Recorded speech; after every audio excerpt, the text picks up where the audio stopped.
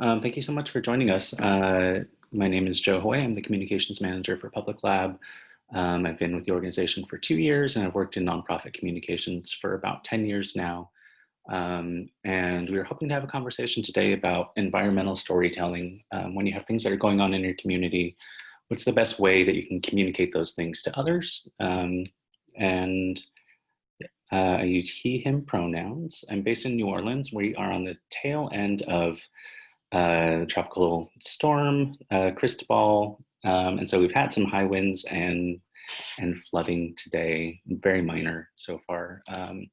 But yeah, New Orleans tends to lose power and electricity, internet in times like these. So hopefully this connection stays strong. Do either of the you two want to introduce yourselves? I'm Jessie Breen. I'm a geographer in Lexington, Kentucky. And I sometimes teach students who want to talk about environmental stories in my class. So I thought this would be kind of a cool way to get some tips on how to help them do that better. Awesome. It's good to see you. Oh, sorry. Hey there. I'm Susie Taylor. I'm in Bozeman, Montana. And I'm part of the NASA Aerocats and Rovers Education Network project. So that's how I know about Public Lab. Kind of same as Jessie, I thought this would be cool to share with teachers and students. So kind of just want to learn more myself. Awesome. Well, thank you so much for being with us. I think other people may be joining. But yeah, we had originally scheduled this call for last week, and some of the people that were supposed to join as panelists were people who work for social justice organizations that were doing much more significant work last week. So they weren't able to join us. So there are others that were supposed to be here that have asked us to record this call, so that way we can share with them afterwards. And I will also be posting some resources and some ideas people can hopefully continue to have a conversation there. But so in my recent work, right now I'm working on a podcast that is about people that are affected by frac sand mining. And one of the things that I am making sure to do is to focus on the people that are living those experiences, making sure that those are the people that are telling the story. With Frac Tracker Alliance that we're working with and support from Save the Hills Alliance, we have the opportunity to lift up voices, and with that obviously comes a responsibility to allow people who are having these experiences themselves tell those stories.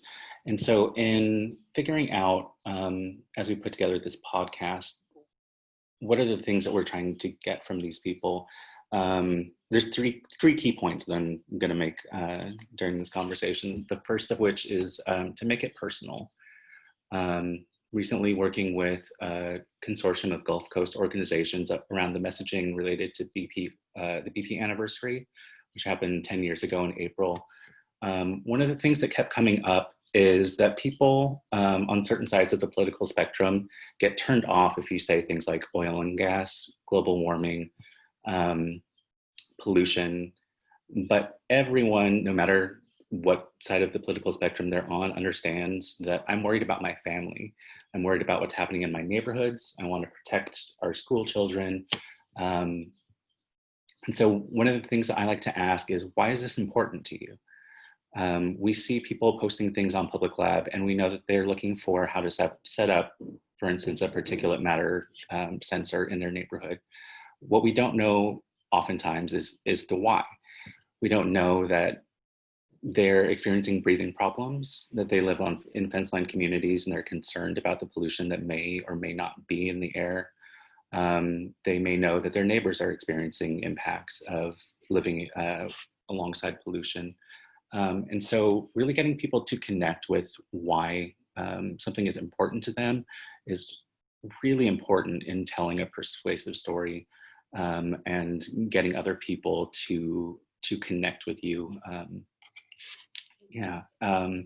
One of the other things that I encourage people to consider is the intersectionality of the issues that they're facing. If you know that you live in a fence-line community, what are the things the other things that are happening to the people in that community.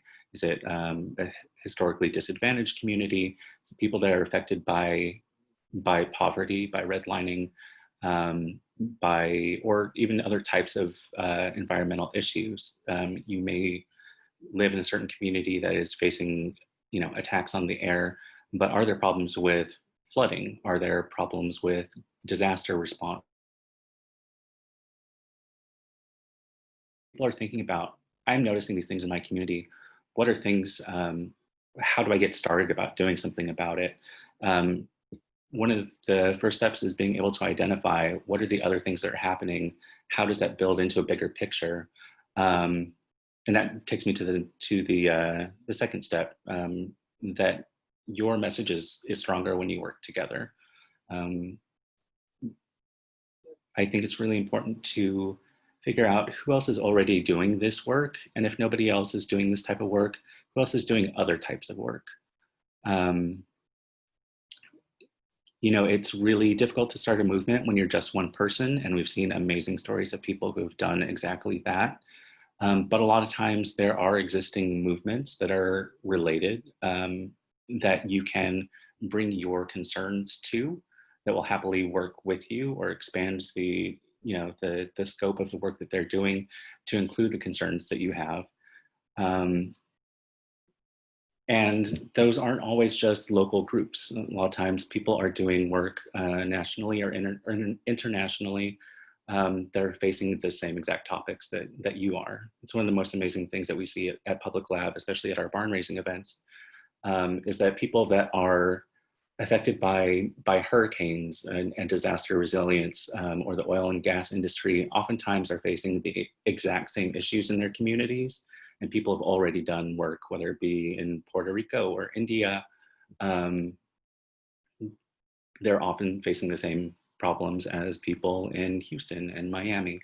And so figuring out who is already doing this work, who has resources and networks that are already established, and making sure that you are able to, in the best sense of the word, leverage that connection and that history and that shared experience, to amplify and not have to necessarily start from zero.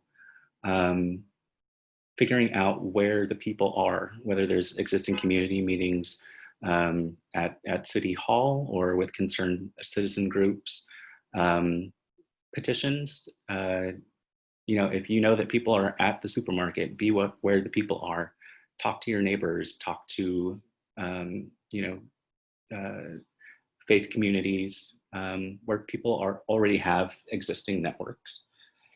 And then when it comes to reaching out to media, I know that a lot of people have difficulties thinking that a New York Times reporter is going to come here, interview me, and everybody's going to find out how terrible this pollution event is that's happening in my neighborhood. And a lot of people have the same problems reaching out, making initial contact with local publications. For a lot of people, it's a great place to start. Are on issues of environment and science, and reaching out to them, building a relationship with them, and sharing what's going on. One of the things that I found that was surprisingly impactful recently, for a community that's impacted by frac sand mining in rural Wisconsin, is letters to the editor. While the local paper hasn't been publishing a lot of stories about a proposed frac sand mine in this community, they are publishing letters to the editor that have included links to community groups, links to resources, in a way that is much more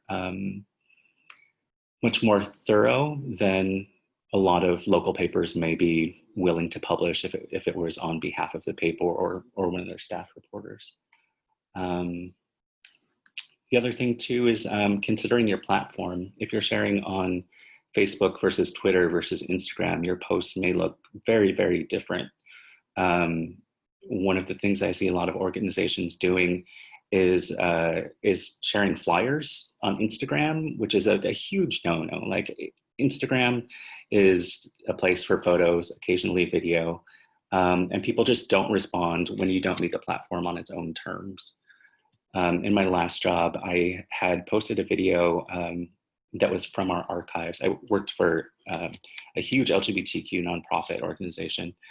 And we had this video that was LGBTQ seniors telling their stories, and they were really devastating and heartwarming and impactful stories about the difficulties they had experienced through the 50s and 60s, being in relationships openly, interacting with the world, people being arrested for not dressing feminine enough. And so we had these really important stories. And one of the things that was happening a lot, especially at that time, was people were posting videos on Facebook that were horizontal. They had the black bars at the top and bottom that would say exactly what was going on in the video. So in this case, it was LGBTQ seniors share their stories. Because they say on social media that when you share a video, people need to know in the first 5 seconds what it is they're watching, otherwise they will turn away. And so trying to jump on that trend, or really just approach the platform on its own terms, something that makes sense whether you're on mobile or you're accessing from a laptop or computer, had a big impact. It was this video was seen by 14 million people, which is really incredible, and my only real brush with going viral. Before that, I worked for a company where my boss encouraged me to press the viral button when I posted something. So, so yeah, a lot of it is about meeting each platform on its own terms, figuring out not just what are trends in posting styles, but what are trending topics, which is obviously incredibly important, especially on Twitter. If you know that conversations are happening around a specific topic, consider the story that you're trying to tell and how it may relate to that topic. You don't want to jam in something that isn't appropriate for a trending hashtag. But many times there are many sides to a story. An issue of people living with pollution in a fence line community almost definitely has elements of environmental justice, environmental racism, and yeah, considering it on multiple fronts. And then considering videos and podcasts. For me, there's nothing more compelling than hearing somebody in their own voice, or especially hearing multiple people in their own voices, sharing the impacts of what's going on to them. That's how you connect with people. It's not global warming that is this huge thing that I don't know how to tackle. It's this person is experiencing this thing. What can we do about this one specific thing?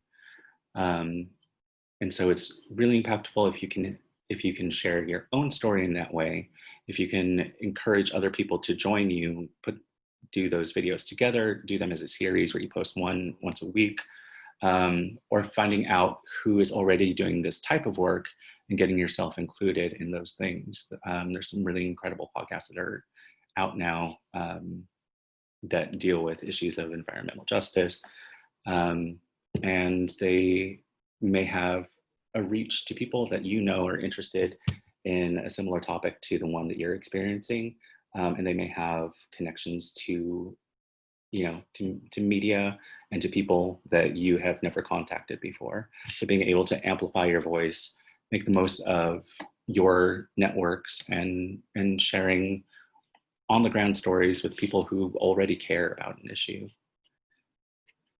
Anyway, so I have been talking for a while. I would love to hear from the two of you if there's any particular stories that you are trying to tell, anything that you're noticing in your community, or any other tips that other people might be able to learn from.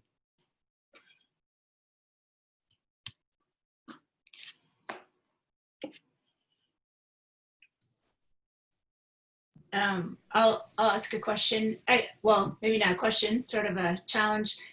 I'm interested in how I can help teachers help their kids identify what's going on in their community.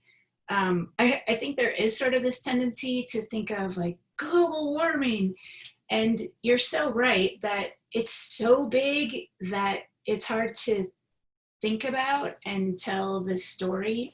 So how do we help? Well, let me set up to where I live in Bozeman, Montana. I mean, it's a place of peace and privilege. We have really clean air, we have clean water. Even where I am, we're not really affected by the wildfires. The air gets smoky, but we don't have flooding. And I mean, not to say there aren't problems here, but I have to say we're kind of insulated from a lot of the stuff that happens in other places. So even getting kids here to think about, all right, what does impact you, or what's impacting kids in other parts of the state where you can help? How do we kind of drive that discussion to help people think about what's important and how can we do something about it? Hopefully that made sense. Yeah, absolutely. That's a great question. Have you spoken with Mimi, our education manager, in the past? Oh, I watched Mimi's kites video the other day, or Okay. presentation. Oh, awesome. Yeah, I saw your name when you were watching along with that. Thanks for joining us for that. Yeah, we haven't talked about this specifically though. Okay. I encourage you to reach out to her. She's an amazing resource on the staff and in the community. One of the things that we are doing since Mimi joined our team in the past year is we got support to help introduce community science principles into the classroom. So she's in the process of creating resources. There's actually an education session that will be coming up at the end of the month for educators. But a lot of it is encouraging young people to explore their environments. One of the projects that happened here with the Boys and Girls Club in Mobile, I believe, was a teacher would take students out into the bayou, which was literally a couple blocks behind the community center where they would meet, and just take them out into nature and tell them to be quiet for 2 minutes. And when you're there and you're quiet for 2 minutes, you start to hear the birds and you start to hear the bugs and you start to hear the wind and you start to notice things, and nature will start revealing itself to you. To me, one of the most important things that teachers can do is introduce students to their shared environments. Say, this is your backyard. It's up to you to protect this area. What do we see here? Do we see things that are in the ground? Do we see litter on the ground? Take them out with water testing samples, or take water samples, and figure out what kinds of things are we seeing in our water? Is it safe to drink? And what are things that we can do if it is not? Those are things that I can think of off the top of my head of stuff that we have done before, and I'm trying to think if there are other examples. And Jesse, also, if you have any ideas, please feel free to chime in. But can we take it back to the question again? If we're trying to get students involved in investigating their environments, would you say that's the crux of it? Yeah, and again, for me, sitting here in this place where, I mean, every place has its challenges. I just think we have fewer environmental challenges than other places. So how do we pinpoint what's going on here? And then maybe how can we help people in other places that do have bigger challenges than we do? I mean, we're so blessed to have clean air and clean water and access to public lands. We're in a progressive community where people value these things. Yeah. And we're fortunate. Yeah, absolutely. I think just being able to reinforce the fact that you are a part of this community is a really important thing, and that nature is part of that community, and it is your responsibility to be its protector.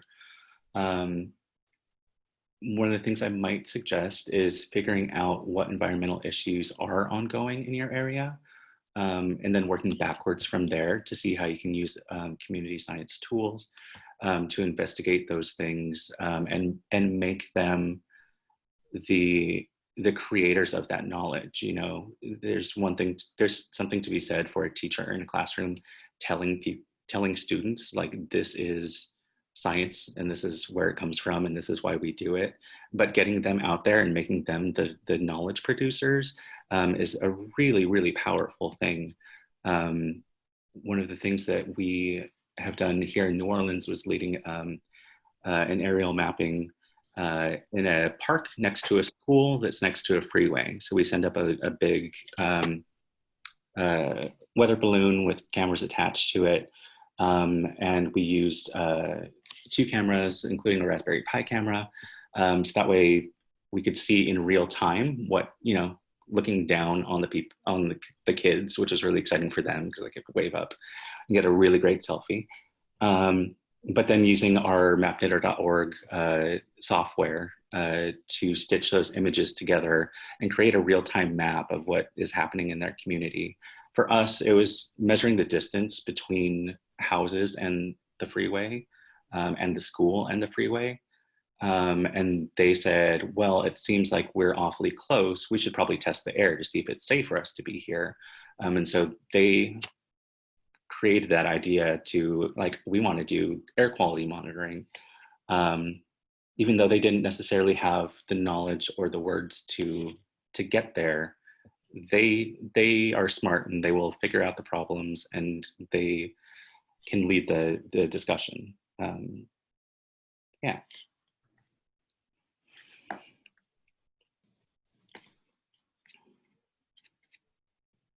That's what I can think of for now. Yeah, that's good. Thank you. Yeah. Jesse, I'd love to hear about issues that you might be seeing in your community and maybe some of your experience in telling those stories or helping other people to tell those stories. So the context that I actually am interested in environmental storytelling is that I'm not this semester, but I have in the past taught GIS at the college level. And my courses always end with students getting to pick their own project where they have to sort of come up with the questions and the maps and sort of tell the story. And what I was thinking might be useful about environmental storytelling was having them sort of think through the narrative aspect of these sort of things. Like, what information do you need? Sorry, my dog is about to bark at the postman. What kind of information do you need to tell the story in a way that people are going to understand not just what you want, but why it's important? Sorry, she's no problem. Really doesn't like the What's your dog's name?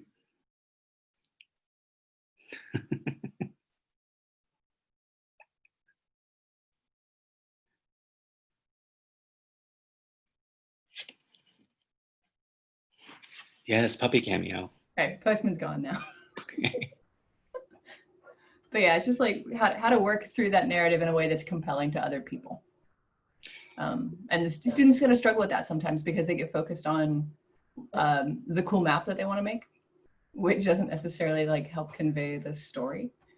So kind of ways to get college students to sort of refocus and think through these processes and think about who else might be involved in these stories is something I'm interested in learning more about. Yeah, that's awesome work. Through our mapknitter.org software, there's so many people from around the world that will post their own photos, create these maps that show us things that we can't get from satellite imagery. There's, waste in the communities in Delhi, work that's being done in refugee camps. There's flooding in Jakarta, and we have these amazing maps that show on this day, this is what people were experiencing, which is, ties back to how Public Lab got its start in the wake of the BP oil spill, going out with these community satellites, taking photos to see where the oil was actually spreading because satellite imagery wasn't capturing it in real time. And there was media blackout preventing people from flying over it to see where this was spreading to the wetlands. And so being able to generate your own maps is a really, really powerful thing. But I think one of the sad parts is that not a lot of people take time to share the stories connected with these maps that are uploaded. So yeah, I would love to hear more about maybe the kinds of stories that people have tried to tell, or the kinds of investigation that your students have done so far. So we're right next to the hospital, so we can't fly the balloons on campus. We tried once, we had to be too low, the pictures were. It was just parking lot level, it wasn't very good. So some of the stories that the students have tried to tell, they've tried to look at tree cover in the city and how that's changed, which is really reliant on one particular data source in the city that doesn't get updated that often because it costs so much to make it. Apparently the postman has come back. I don't know what her issue is. He's a nice guy.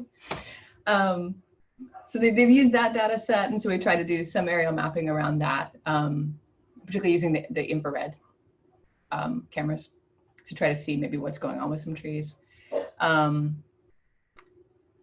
There have been people who did, actually one of the best ones was a student who did an entire project about the karst caves that are underneath the university.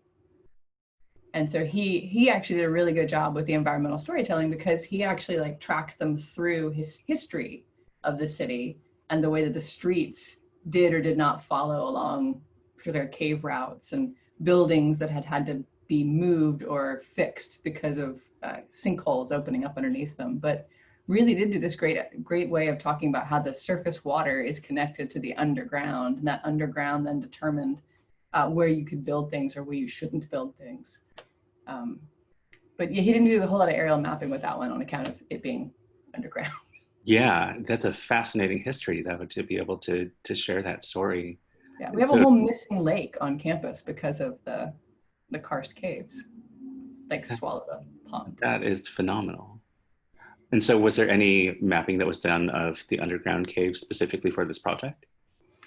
He had to go back and digitize a whole bunch of historical maps of the caves. It's been a while since anyone's been down in them.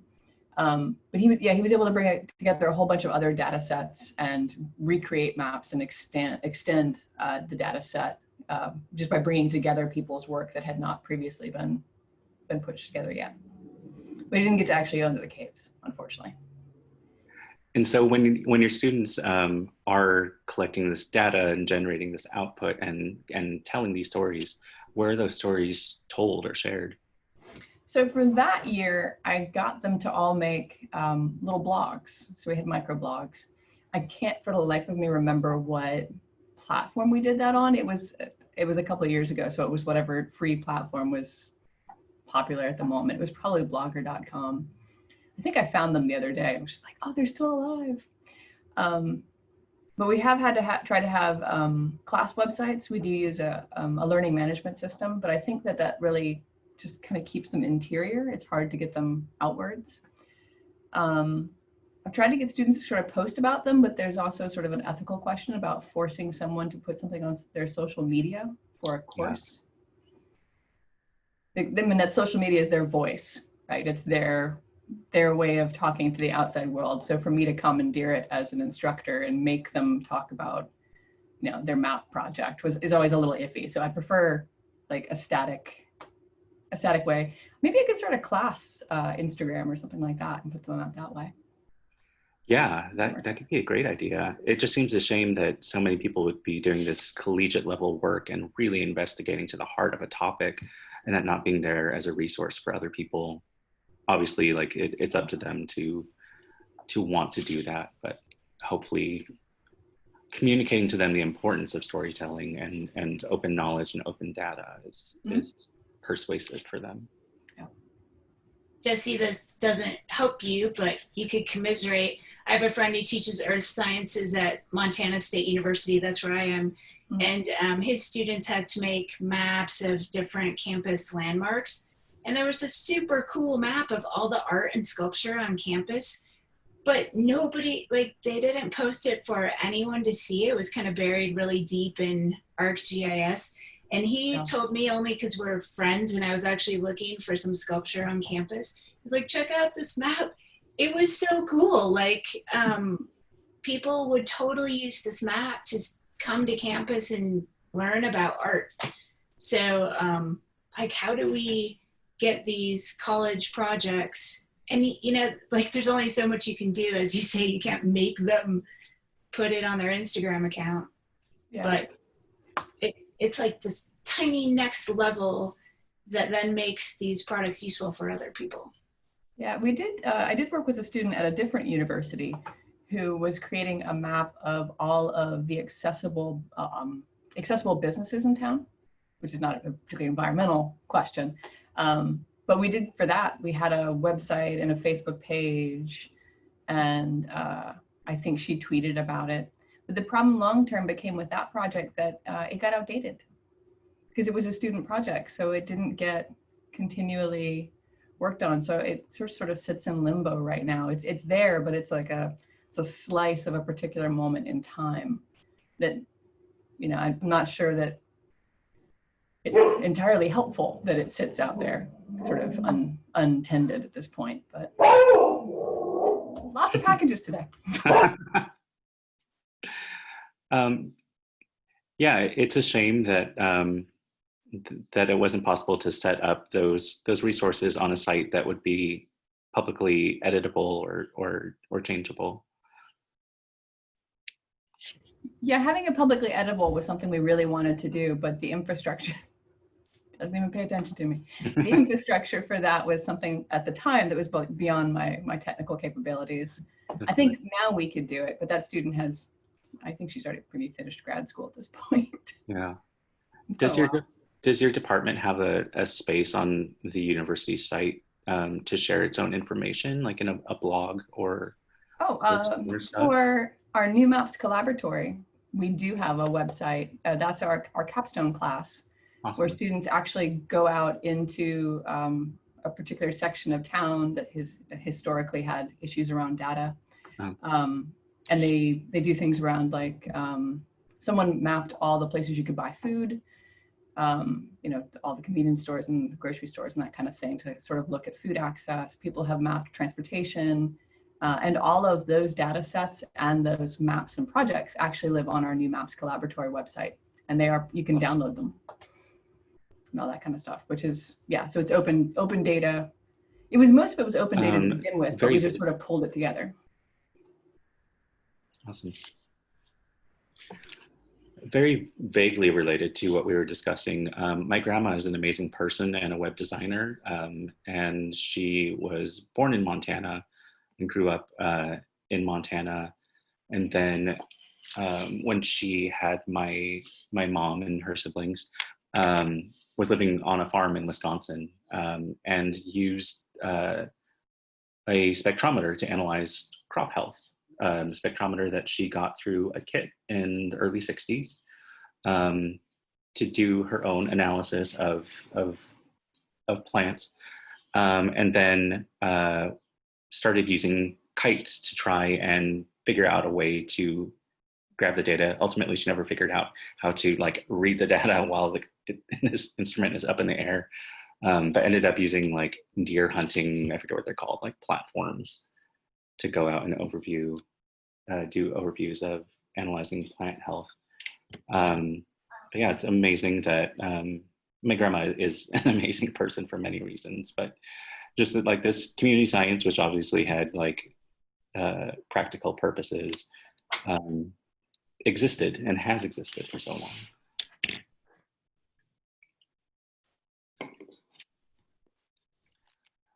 Anyway, do you have anything else that the two of you would like to discuss? Any questions, suggestions, resources?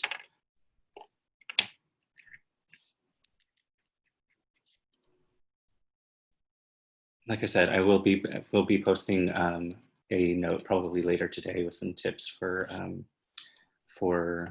environmental storytelling that and maybe some links to resources that may be helpful for you or for others. I really appreciate your taking the time to join this conversation and sharing your knowledge and insight. Well, thank you for having this. This was really awesome. Yeah, thank you. Okay, and I'm thinking of Jesse, like I'm thinking, how can we get other college students, you know, there could be students in communications whose job it is to publicize the maps that other people are making. It's really a science communications exercise. It's so hard, as you say, when the students move on, these products become outdated, and sometimes having an outdated product is worse than no product at all. I see this with databases too. Everybody wants to make a database of all the STEM programs in the state. Well, it's accurate for that snapshot in time, and then it isn't because nobody keeps it up. So I'm not coming up with a solution, just identifying the challenge. But yeah, it's one of the uses of metadata to always make sure that you put the date on your map. yes, there you go. Always date your data. Totally.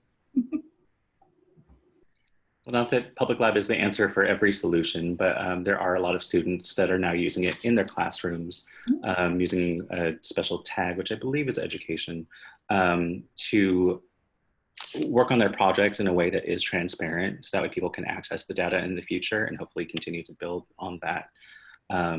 It may not be the perfect solution for your college students, but there may be some ideas related to that. Cool. Thank you both so much. Have a good rest of your day, and we'll talk soon. Awesome. Thank you. Thanks. Bye.